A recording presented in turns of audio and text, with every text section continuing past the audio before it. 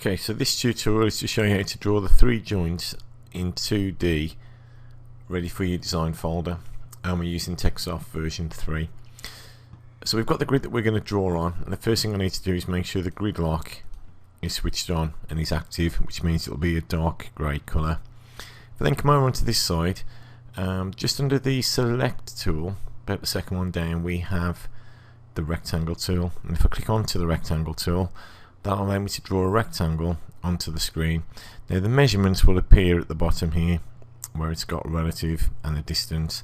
I'm just going to start by drawing a rectangle that's literally 50 by 100. In fact, I'll make it 40 by 100, and I can do the same going this way, so it's literally 40 by 100.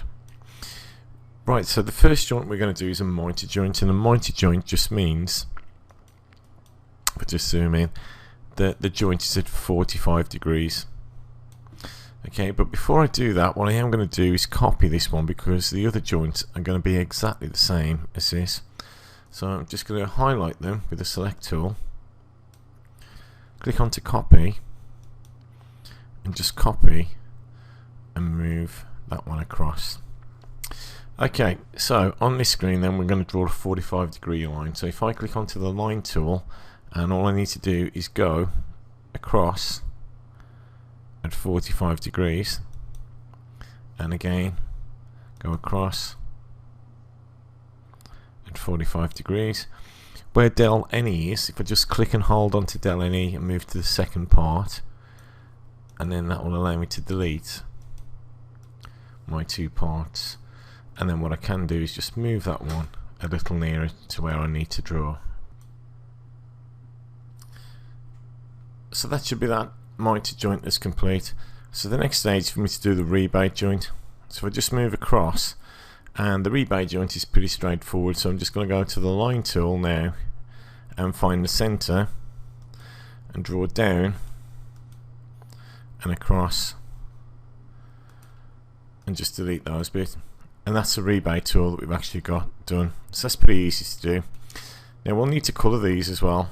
So the way we can colour them is by clicking onto the boundary fill tool, click onto the colour, and keep the colour with your colour scheme. I'm going to make these look like wood, and I'm just going to click onto a pale yellow to start off with, and then just shade these as pale yellow.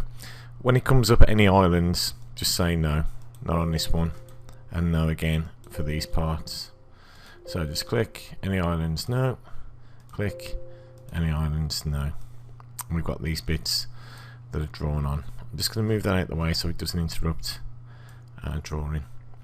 Okay, the next thing I can do then is I can make these look a bit more like wood if I need to, just by using the Bezier lines, which are these. So all I'm going to do here is on this part turn off my grid lock, because I want these to be quite random, and if I just start drawing some sort of curved lines, that's where I need this to be.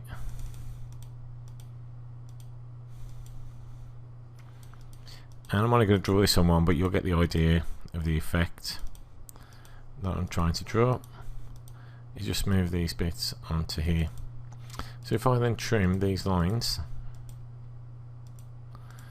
all I need to do really is shade in some of these as well. So if I click back onto the shade line, and when it's got the colour, I'm just going to make this slightly darker.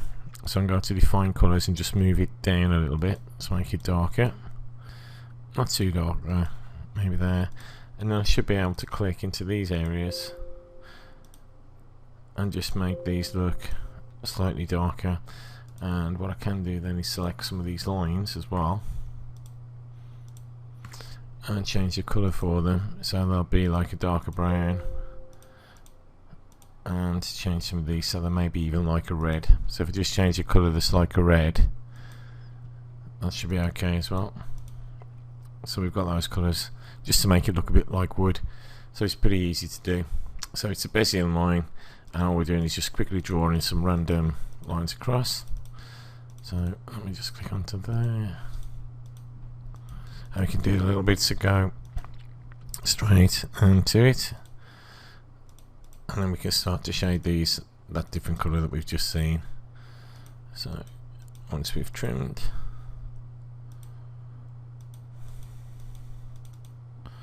and then let's just trim all these out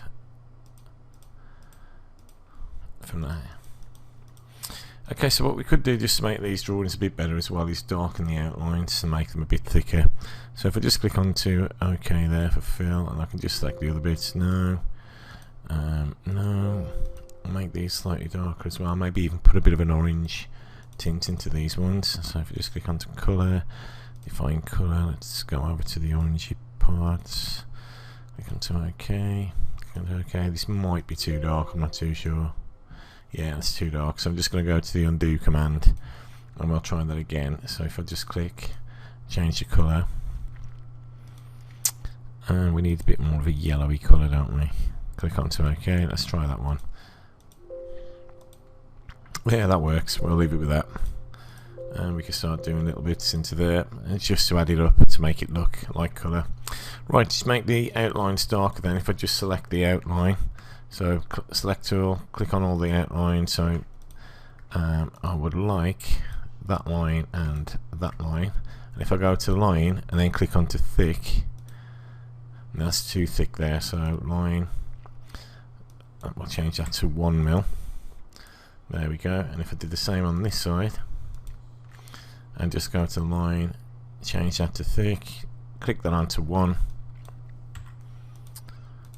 And that part's done. I can start to do the same on this drawing as well now. I'm not going to draw the outlines fully with the wood, because now you know how to do it, that's easy to do, and it just wastes a bit of my time by doing that. So if I just do these parts, I can just click onto line, click onto thickness, change that to 1, and that's pretty good. So we can make this look like wood. Right, so the next bit we need to do is the comb joint. So if I just go to minus now to zoom out, and the comb joint's pretty easy. So what we're going to do with the comb joint is literally start off by drawing random down here. So I need my grid lock back on, so let me just move these back where they need to be. So my grid lock's back on, and I'm going to start drawing going down to, across to, down to, back to, down to, across to, down to, across to, oh, let's just undo that one, across to, and then down to. And then all I need to do then is click onto the rectangle tool and just draw a box going around there. Now what we can do on this one, because there's a male and a female, there's a male and female on this joint as well, to there, so we could change these different colours, but on this part, because it's MDF anyway, what I'm going to do is just change the colours, and we'll be a bit stereotypical here and say that the colour scheme is going to be pink for the female, and we're going to use blue for the male part. Okay, and we can add these bits in then just by copying and pasting these into PowerPoint, and that pretty much is how to do the drawings on 2D design for these 3 joints. The next stage where we look at drawing things in isometric we'll do a bit later on, but that's pretty much where we've got from here. If you wanted to, you could actually just change the colours completely fitting with your colour scheme, or you could actually just make it look like MDF. So for MDF it would be brown, and we just click onto those lighter colours. So we can click onto, but just show the 2 different colours from that point as well. So if I just click onto the shading area, and maybe on this side just make it a bit lighter, hues lighter,